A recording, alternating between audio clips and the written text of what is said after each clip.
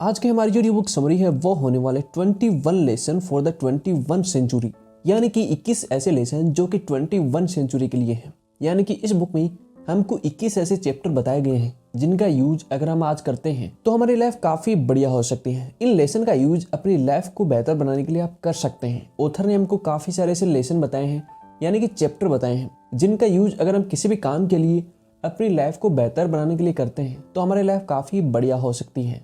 इस बुक की पार्ट 2 हम बनाने वाले हैं। पार्ट 1 में हम काफ़ी सारे लेसन कवर करेंगे और आगे की जो लेसन है वो पार्ट 2 में ही कवर करने वाले हैं। तो इस समरी को सुनने के बाद में आप अपनी लाइफ को काफ़ी बढ़िया बदल सकते हैं इन लेसन का यूज करके। इस बुक के जो ऑथर है उनका नाम है युवाल नोआ हरारी, जो कि काफ़ी फेमस ऑथर है।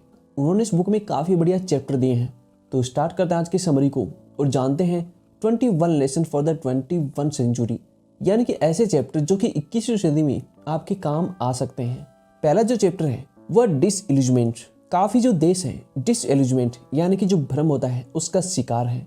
कुछ देश खुद को काफी सुपीरियर मानते हैं, यानी कि काफी खुद को एक्सपर्ट मानते हैं या फिर नंबर 1 मानते हैं, और दूसरे देशों के जो अंतर्राष्ट्रीय मुद्दे होते हैं उनमें अपनी टांग अड़ाते रहते हैं।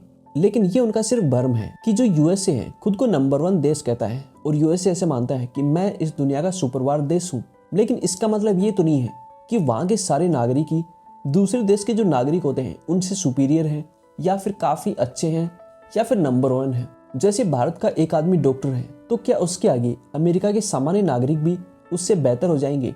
ऐसा नहीं होता है। इसलिए हर कोई अपनी जगह सही है और कलेक्टिव कॉन्सेंस अपनी जगह है। काफ़ी जो देश होते हैं केवल डेटा से प्राप्त हुई इंफॉर्मेशन के दम पर ही दूसरों को कंट्रोल कर रहे हैं।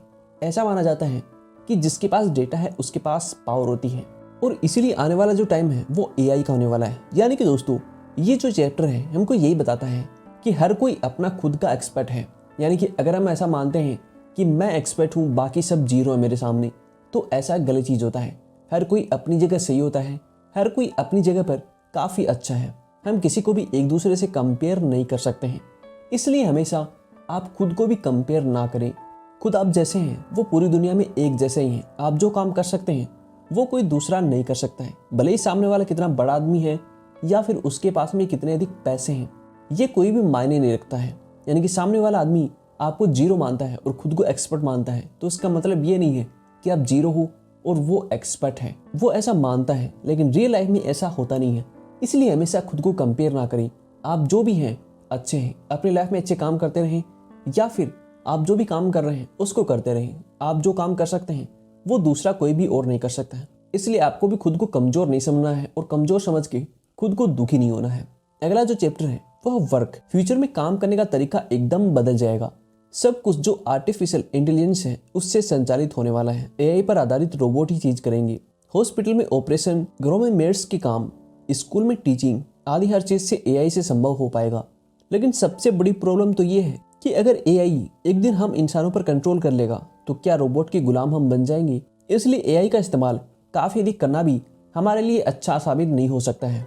यानी कि दोस्तों इस चैप्टर को हम ऐसे देख सकते हैं कि अगर हम खुद काम सारी मशीनों से करवाएंगे तो खुद हम काफी लेजी हो जाएंगे। इसलिए हमेशा खुद की काम खुद करें, क्योंकि अगर आप खुद की काम खुद करेंगे तो ये काफी अच्छा हो सकता है। और वहीं पर अगर आप हर काम किसी और पे डिपेंडेंट होंगे, जैसे कि मशीन हो गया, एआई हो गया, सारे काम उसी से करवाएंगे तो एक दिन आप लेजी हो जाएंगे और वही सारी मशीनें आप पर हावी हो सकती हैं।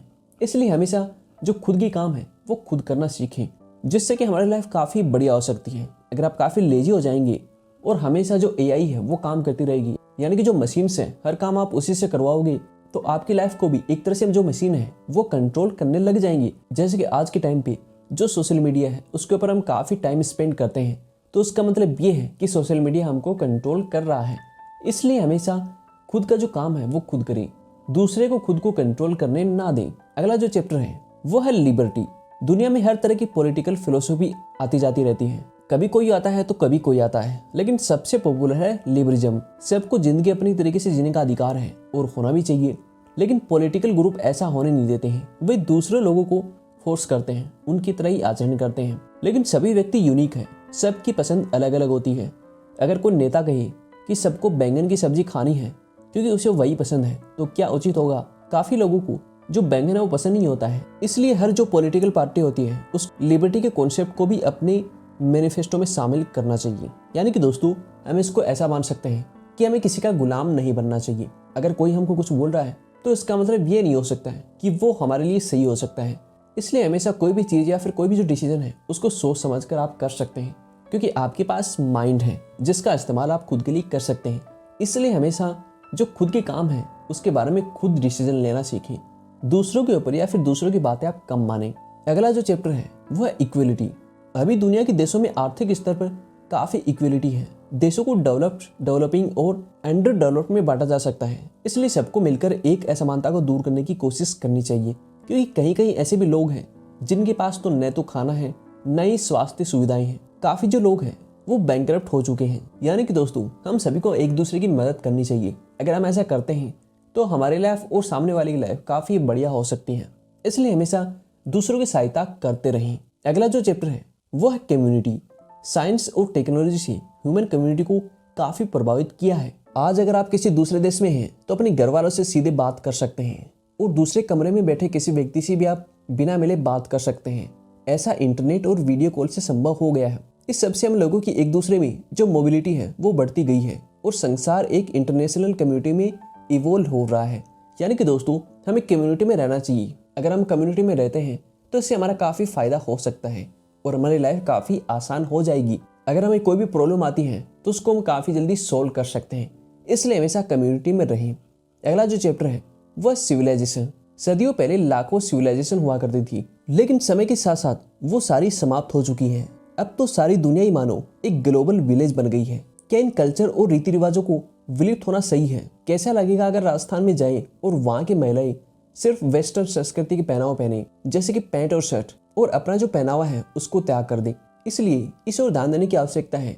लेखक ने हाइब्रिड कल्चर पर भी जोर दिया है। मॉडर्न के साथ साथ हमारी जो संस्कृति है उसका भी हमें इस्तेमाल करना चाहिए। यानी कि दोस्तों ये चैप्टर हमको ये बताता है कि हमारी जो भी संस्कृति है उसको हमें नहीं भूलना चाहिए। हमारा जो भी कल्चर है उसको हमें नहीं भूलना चाहिए।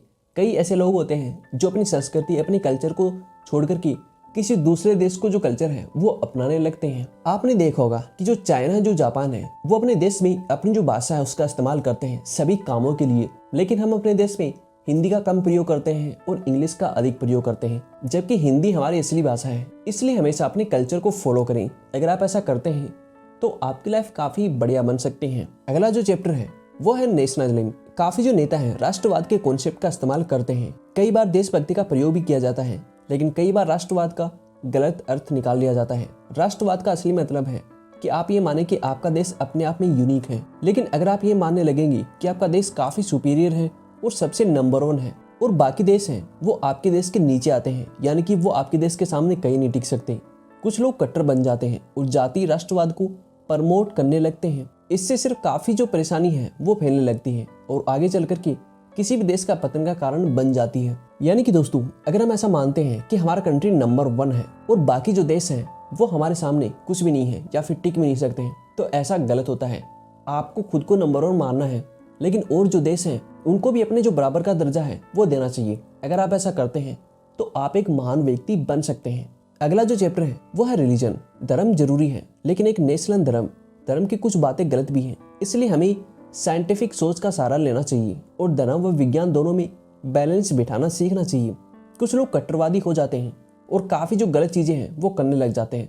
इसमें देश की पीस और इकोनॉमी बर्बाद होती है। धर्म से हमें होप मिलती है और हमारा डिप्रेशन भी दूर रहता है। इसलिए धर्म में काफी अच्छी चीजें, यूनिटी जैसे अच्छे एलिमेंट्स भी पाए जाते हैं। ये भी याद रखना चाहिए कि धर्म की किताबें सदियों पहले लिखी गई हैं और वो पूर्ण रूप से सही भी नहीं है, वे अधूरी भी है। जैसे किसी भी धर्म की किताब में सैटेलाइट और जो फेसबुक, रोबोट आदि का जिक्र तक नहीं है। इसलिए हमें साइंस और रिलीजन के अच्छे एलिमेंट्स को अपनाना चाहिए और बुरे एलिमेंट्स का त्याग करना चाहिए और हमें अच्छे से बैलेंस बना के चलना चाहिए हर एक चीज़ का। अगर हम ऐसा करते हैं तो हमारी लाइफ काफ़ी बढ़िया हो सकती है और देश भी काफ़ी अच्छा बन सकता है। अगला जो चैप्टर है वो है इमिग्रेशन। काफ़ी बार एक देश के लोग दूसरे देश में माइग्रेट करते हैं, इसलिए प्रॉब्लम भी होती है। कुछ लोग इसे काफी अधिक सपोर्ट करते हैं जबकि दूसरे इसे नापसंद करते हैं। लेकिन जो लोग नापसंद करते हैं ऐसा नहीं है कि वे गलत होते हैं, बल्कि वे काफी अच्छे भी होते हैं। वे अपने कल्चर को बचाए रखना चाहते हैं। बाहर से आए लोग उनके कल्चर को खराब कर देते हैं, इसलिए वे इन लोगों से खुश नहीं होना चाहते हैं। इसलिए सरकार को उचित पॉलिसी बनानी चाहिए ताकि एक दूसरे का कल्चर नष्ट न हो,